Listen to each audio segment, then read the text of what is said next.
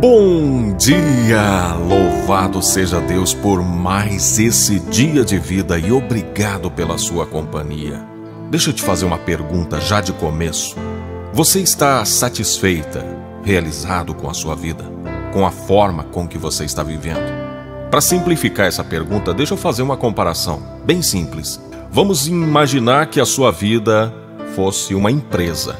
Você olha para essa empresa e você se sente satisfeito com o desempenho dela? Ou não?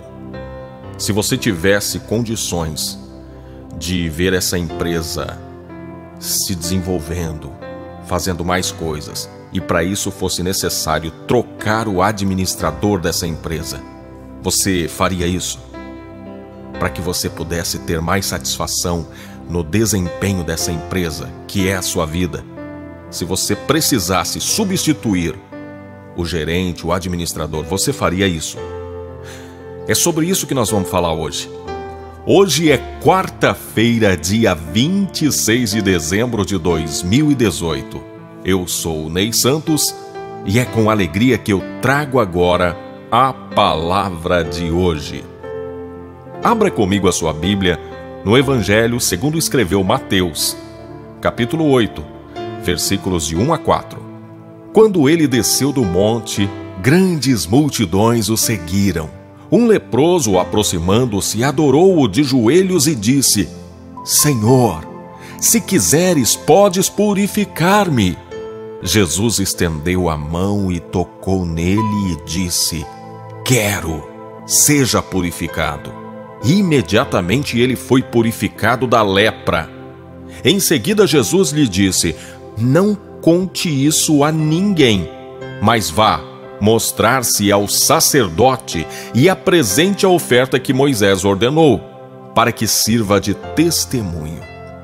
Para a gente entender um pouco melhor esse texto, é necessário que a gente faça uma pequena viagem e vá até o local onde Jesus estava, imaginando o tempo e a cultura daquela época. Hoje nós sabemos que a lepra, que também pode ser chamada de hanseníase, é uma enfermidade para a qual a medicina já desenvolveu cura, já desenvolveu medicamentos. Mas nessa época a lepra não tinha cura. Não havia medicamentos, não havia remédios para curar a lepra. E pior era a parte que a lepra fazia com que a pessoa ficasse longe da sua família, longe do convívio social. Porque tão logo era diagnosticado a lepra na vida de uma pessoa, ela era obrigada a se separar da sociedade, das demais pessoas que estavam sã, né? Que não tinham enfermidade. Porque eles queriam prevenir, né? Proteger os demais de serem contaminados com a lepra. Agora, quando a gente fala de contaminação nessa época, não era apenas a contaminação da enfermidade em si, mas era a contaminação espiritual. Porque na cultura judaica, especialmente nessa época, acreditava-se que o leproso, se ele tocasse qualquer instrumento, qualquer vasilha, aquilo também se tornava impuro, contaminado, e isso poderia contaminar outras pessoas. Então, uma das piores coisas da lepra era que a pessoa tinha que se afastar e viver num lugar onde estavam somente os leprosos como ele. E aí a pessoa tinha que ficar distante, às vezes, da sua família, até que ele fosse curado. Bem, e quando ele era curado, ele precisava, primeiro, antes de voltar ao convívio social, ele precisava obedecer os preceitos da lei. E os preceitos da lei diziam que ele precisava apresentar uma oferta, conforme Moisés havia ordenado, e ele precisava mostrar-se ao sacerdote, que funcionava também como um médico que iria fazer o exame e dar o diagnóstico, né? Atestando que ele realmente agora não oferecia perigo para aquela sociedade. Aí sim ele poderia voltar ao seu convívio. E o leproso passava por uma grande humilhação, porque quando ele, por alguma emergência, qualquer coisa, ele precisava entrar novamente na cidade e andar no meio das pessoas, ele tinha que pegar um sino, né? E passar ali no meio das pessoas, badalando aquele sino, gritando leproso, leproso, leproso, a fim de prevenir as pessoas. Era uma situação triste e humilhante. Então, a lepra ocasionava essa situação na vida das pessoas. Por isso, aquele homem se sentiu tão feliz, tão realizado, quando ele recebe a sua cura. Ele provavelmente deve ter ouvido falar que Jesus estava curando muitas pessoas. E então, quando ele chega diante de Jesus, a primeira coisa que ele faz, ele se prostra, ele adora de joelhos. E ele diz: Senhor, se quiseres, pode purificar-me. Bom, o que é que a gente pode aprender para a nossa vida com esse texto? A primeira coisa que eu observo aqui é que as doenças e adversidades da vida não são da vontade de Deus. Há pessoas que têm esse pensamento: ah, eu estou assim por causa que Deus quis assim. Não. As doenças, as adversidades, essas situações terríveis pelas quais muitos precisam passar, não fazem parte dos planos de Deus. Deus não sentou-se um dia e planejou e projetou a vida do ser humano para ser assim. Não. Quando Deus criou o céu e a terra, quando Deus criou o ser humano, Deus o colocou num paraíso, aonde não havia nenhuma dessas adversidades, doenças, enfermidades. Não havia isso. Deus planejou para que o homem fosse são, tivesse saúde e vivesse eternamente. Então dizer que as doenças, as adversidades são da vontade de Deus é um erro, porque Deus não planejou isso.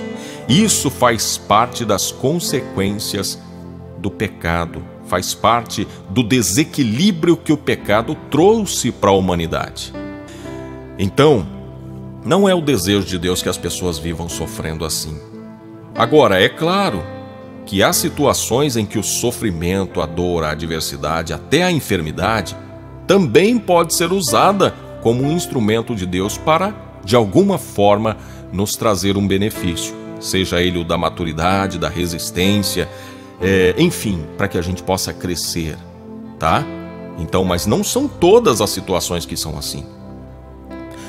Uma segunda coisa que eu aprendo aqui na leitura desse texto é que, se você quer saber se Deus quer que você vença, que você seja curado, como aquele homem disse, se queres, se quiseres, pode purificar-me. Qual foi a resposta de Jesus? Quero.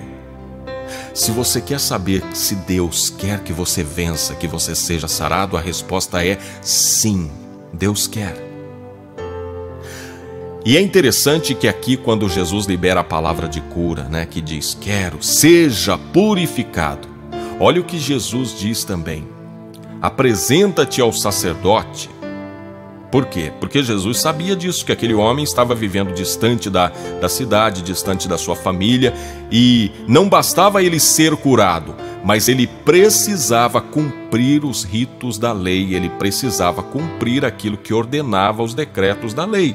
Então, ele precisava passar pelo exame do sacerdote e então oferecer ali a sua oferta e retornar à sua vida.